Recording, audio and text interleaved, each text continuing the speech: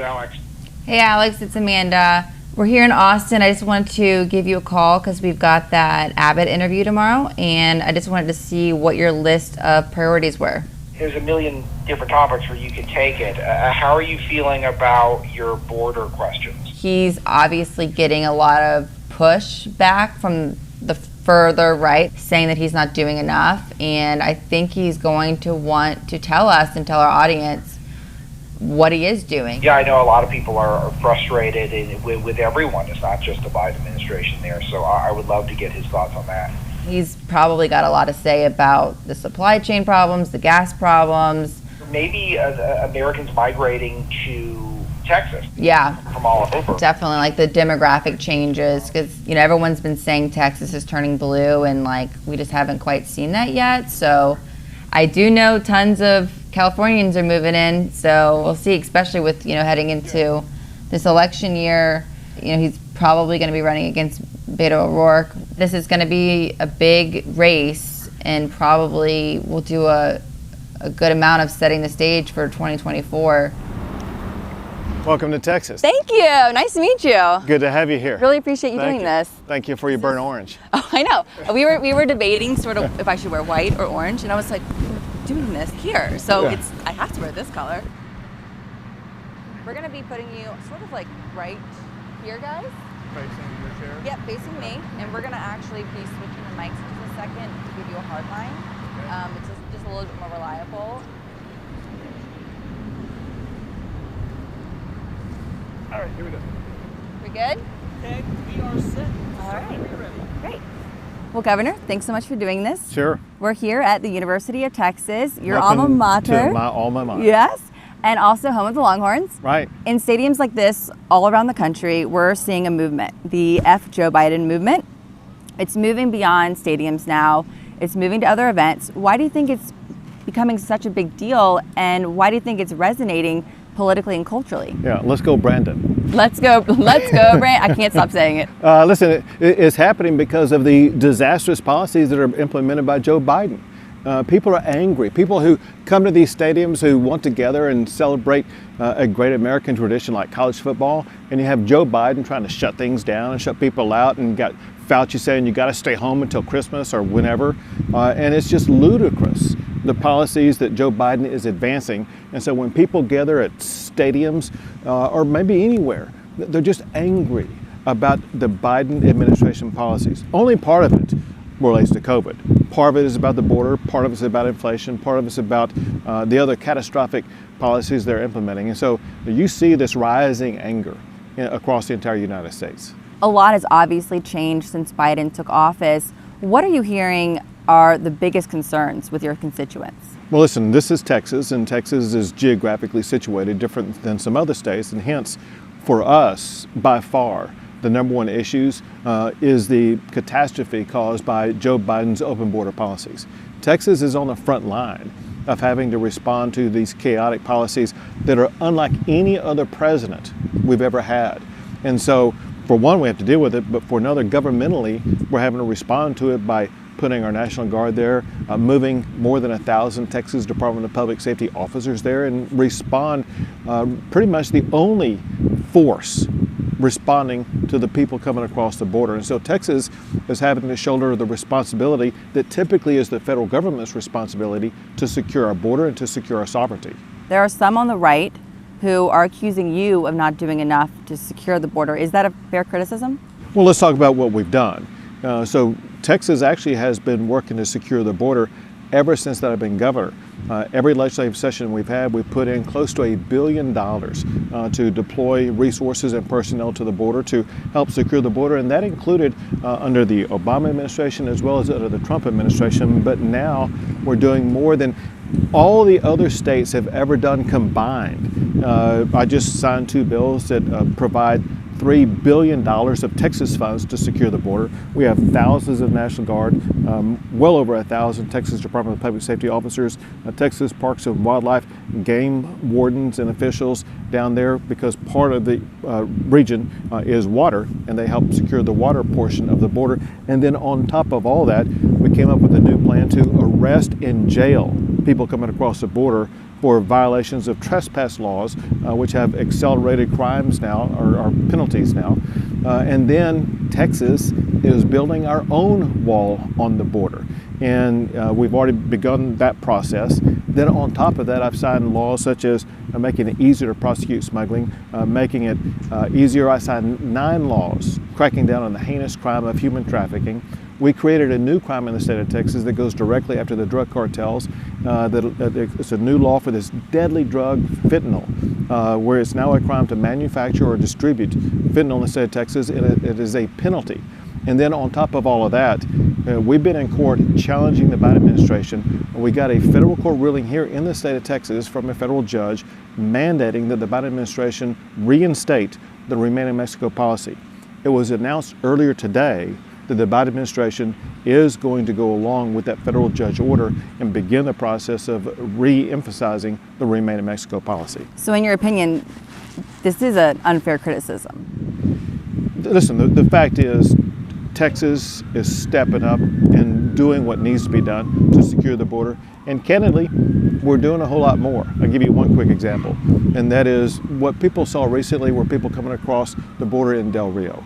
And it was the Border Patrol themselves who said that what ended that influx at that particular time is when the Texas Department of Public Safety and National Guard, they pulled up right at the border with their vehicles and parked them shoulder to shoulder, and then they got on the border side of those vehicles, and at that point in time is when people stopped coming across the border. As you and I are talking here right now, we have the National Guard and the Texas Department of Public Safety. They are identifying low water crossing areas that we are working to secure right now in advance of potential caravans coming our way. I want to talk about the vaccine mandates. You've signed an executive order banning any entity from mandating the COVID-19 vaccine. Southwest and American Airlines, they're both headquartered here in Texas. They've both come out and said that they're going to be ignoring your order on the grounds that Biden's OSHA yet to be published rules supersede state law. What's the legal argument or legal strategy really to keep your order alive given the inevitable challenge from the federal government? Sure. I'll be clear about that. However, I do want to be clear about the facts also. And that is the day after Southwest said they would not comply, they did issue a tweet saying that no one at Southwest will be terminated.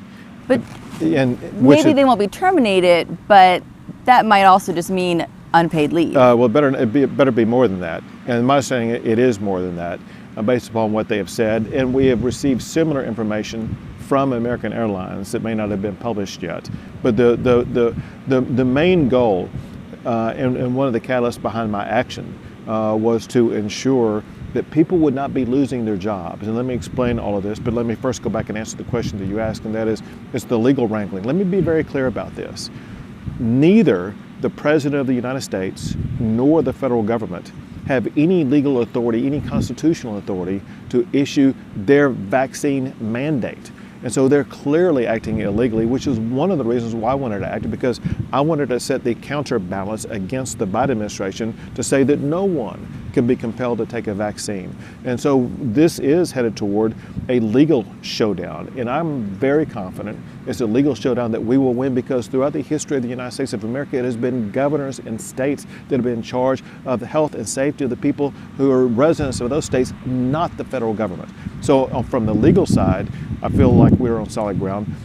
Also from the constitutional side in this regard, and that is part of the governor's job, is to ensure that the freedoms that are guaranteed by the constitutional laws of our constituents are going to be protected. And so I had to stand up and protect those freedoms of people not having their bodies basically invaded by a vaccine that they do not want, and they cannot be compelled by the federal government to take it.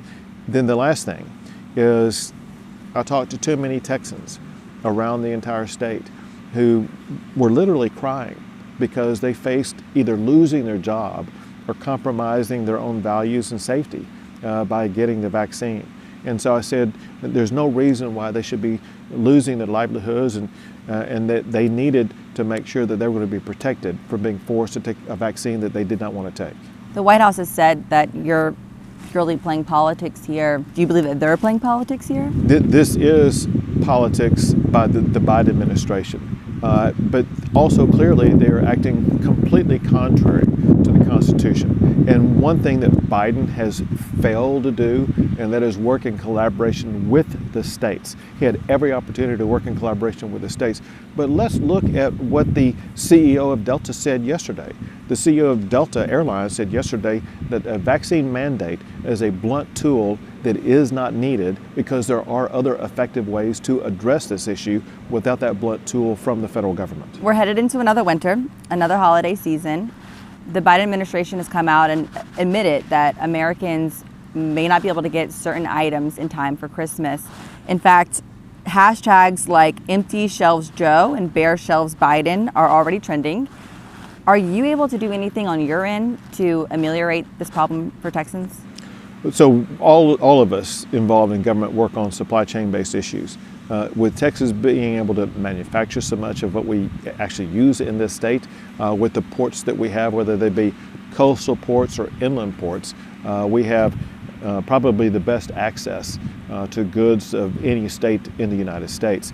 But I have to add this, because you've seen over the past week, at least once, maybe twice, the Biden administration has been kind of asking, if not begging, the Middle East to produce more oil so that the price of energy will go down. All he has to do is look at Texas. Hey, over here in Texas, we can produce oil right and left. All they need to do is to leave Texas alone and let us do our thing. We can produce the oil, we can get the supply chain going. Now, we can make things happen in ways that everyone will be able to get the toys by Christmas. So you went to my next question. Obviously, like you said, producing more in the U.S. seems like an obvious answer to this problem. We're hearing that Biden's new Green Deal policies are causing some oil drillers to be hesitant to invest in new wells, new equipment. Do you believe that the Green New Deal is already impacting Americans at the pump?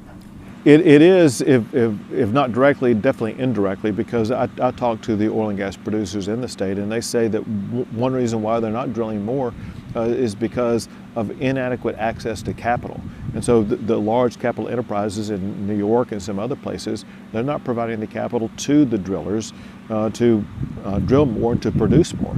And so this is simply demand and supply. There is not as much supply as there would be if they were getting the financing, because of that inadequate supply is driving up the price. And that is part of another flaw in the Biden administration. That increase in price is leading to inflation. That inflation is a tax, especially on middle class in America. Absolutely.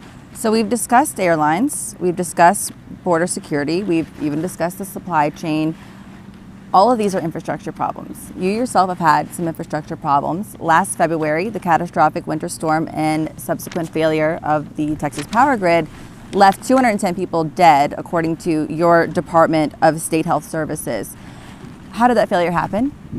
It happened because, for one, the leaders at ERCOT were arrogant. I talked to them in advance of the storm, and I told them this is going to be the worst storm we have ever had. And they told me repeatedly, oh, we have this under control. It happened also because of a design flaw in which they operated. They operated where they would request more power generation only after a crisis already had occurred. And what kind of model to operate is that? That's chaotic. And so we've changed the leadership. We got rid of all the leadership of ERCOT. We got rid of all the leadership of the Public Utilities Commission. We've installed new leaders with new approaches that don't operate on a crisis-based mode, but instead they plan in advance, and they plan for the worst-case scenario to always be prepared. Are you confident that this will not happen again? I am, for several reasons, in part because of the new leadership, in part because of the approach they take, which is always assuming the worst and planning days in advance for the worst, but also because of the winterization that's been applied, because we have more power generation today than we've ever had before, and because everyone is preparing as we speak today for the very worst winter storm. I know that we will make it through the winter with keeping the power on. I want to change gears and talk about some of the measures that you've recently signed. They've been cheered by conservatives, everything from permitless carry to a ban on critical race theory in the classrooms, even a law that requires sports teams that have a contract with the Texas government to play the national anthem before a game. Of all of these measures, though, the one that's gotten the most attention is your ProLife Law, which essentially bans abortion after 6 weeks. Putting to the side, just for a moment, the pro-life issue, the law itself has received criticism. It essentially allows any citizen, deputizes any citizen to sue another citizen. How does this not set a dangerous precedent for, let's say, California to allow its citizens to sue any other citizen over mass mandate violations? So the penalty or the enforcement mechanism of this law has been in place in the United States since the United States began. And it's been a federal statute since at least the Lincoln administration. That's the Federal Claims Act. It's called the Whistleblower Act. Anybody who has any contract with the federal government can blow the whistle on somebody else. It takes place prolifically in Medicaid and Medicare fraud claims. When I was Attorney General here, we dealt with those whistleblower acts where a person working for a company would blow the whistle on their company for overcharging the federal government for Medicaid, and they themselves would be getting tens of millions of dollars.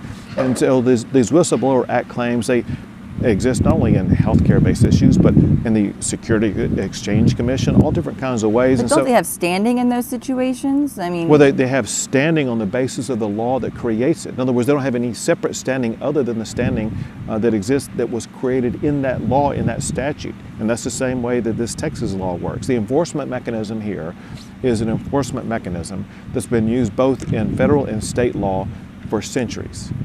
When you're in your office and you're trying to decide where to put your foot on the gas, where to push an agenda forward and stand up to the left, what's your thought process? How do you make those decisions? Depends on the issue, it depends on the timing. Sometimes there are needs to build consensus and work together and collaborate and bring others in, and that can take weeks or even months to achieve.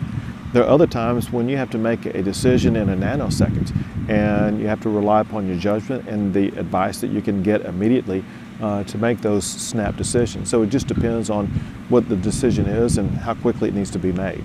I know your faith is very important to you. If you don't mind me asking, for what and for whom do you pray for? Well, I say a prayer as every day begins. I pray for God's grace and wisdom and guidance. I pray at night for a prayer of thanksgiving. One thing people need to think about, and that is we all have challenging days, but we all have things to be thankful for during those days. But then there are different times when I am aware of people who are facing challenges. They may be in peril, they may be harmed, they may be injured, whatever the case may be. I'll pray for them. I pray for our state, I pray for our country. But oftentimes, because I'm on the road so much, somebody will ask me, would you put, and they'll name somebody, in your prayers, and I'll do that also. We've recently seen a massive relocation of Americans to your state. Texas is the only state that's going to be gaining 2 congressional seats. I myself have recently moved to Texas. What does it mean to be a Texan? There are so many people moving to Texas, and most people move to Texas for opportunity and for freedom. And that's what it means to be a Texan. Opportunity and freedom. Texas is the opportunity state. Maybe the same reason you moved here is the same reason that Elon Musk moved here personally, but also his business here. I talked to Elon Musk multiple times before he made that decision, and he talked about those 2 concepts of freedom and opportunity. You talk to any average Texan about what Texas stands for, and it's freedom and opportunity. And that is what attracts entrepreneurs here. They could be entrepreneurs of startup businesses or the entrepreneurs who run these massive, large Fortune 500 companies. It's the same principle that applies. Texas, from the time that we were our own country until today, this has been the location of freedom and opportunity. Does this influx of people change the demographics, though, headed into an election year? Interestingly, this is something that, as Governor, you might imagine, I've studied very closely. I can imagine. And the great news is the people who are moving to Texas are making Texas more conservative. They're leaving states like California and New York and some other states where they cannot stand to be honest, socialistic policies in those states. They had to leave those states. And they remember why they fled those states. And they want to make sure they do not repeat in Texas what they saw in California or these other crazy leftist states. And so I'm very confident that the people moving here will keep Texas very red. Every event I go to, there are Californians at those conservative events that I go to. I know that the people moving from California are making Texas even more red. Well, time will tell. You're running for re-election at this point, presumably against Beto O'Rourke. What's your pitch to Texans for why you deserve another term? Texas is the #1 state in so many categories, whether it be jobs or whatever the case may be. But candidly, the most important thing is Texas is the land of opportunity. The last thing that we need is to have somebody come in and impose socialistic ideas and policies on our state that would ruin everything that the state of Texas has ever stood for. And in destroying Texas, it would lead to the destruction of the United States of America. What do you make of Beto O'Rourke? Like, what do you see in him as a candidate, his strengths, his weaknesses, and how does he measure up in your eyes? When you look at the things that he has said on the campaign trail, the promises that he has made, it is a warning sign to Texans. It's a warning sign to Americans of what socialism and candidly Marxism looks like. And he stands for the ideas and values that are hostile to what has made Texas great. Do you regret anything in your administration so far, anything that you perhaps would have done differently? I'll put it this way. There are always things that you can go back and always do better. And I would say on a daily basis, I find things that I can do better. But the goal is to constantly be looking forward and apply the aggregation of information that you gain every single day to make sure that you will be doing a better job every single day. As you already mentioned, you win here.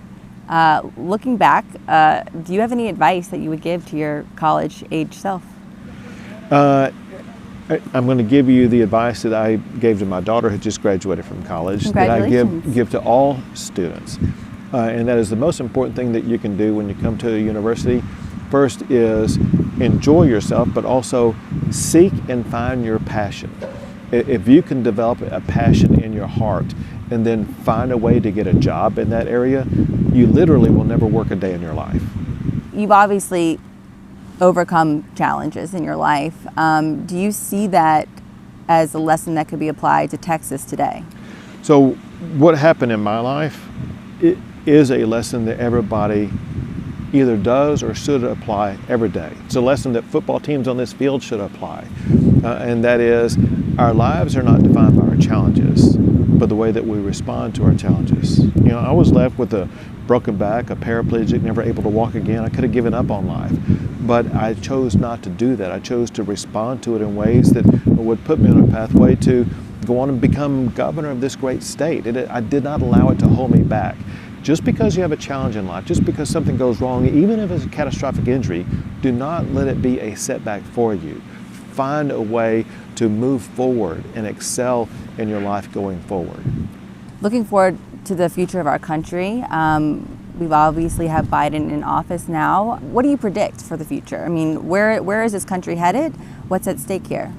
Most immediately, in 13 months, I predict a Republican tidal wave sweep of the United States Congress. Americans are angry right now. There's a lot of buyer's remorse of people who voted for the Biden administration, and it looks like it will only get worse. And Americans, they want to make sure that we are not going to lose our country forever. And the only way to do that is to have a Republican tidal wave election in 2022, and that's what I fully expect to happen. Looking at 2024, any thoughts on running? You know, one thing that I've learned in life, I'm in a wheelchair because I was out jogging and a tree fell on me. And so my simple lesson in life is you never know when a tree is going to fall on you. And so don't get too far ahead of yourself. Listen, I have what will be a marquee race in the United States ahead of me. My sole focus, first of all, right now, is to make sure that we get through the session and then make sure we get through the next election. Well, Governor, thank you so much. I really appreciate this time that you gave us. Sure. Great to have you here. Welcome to Texas. Welcome to the University of Texas.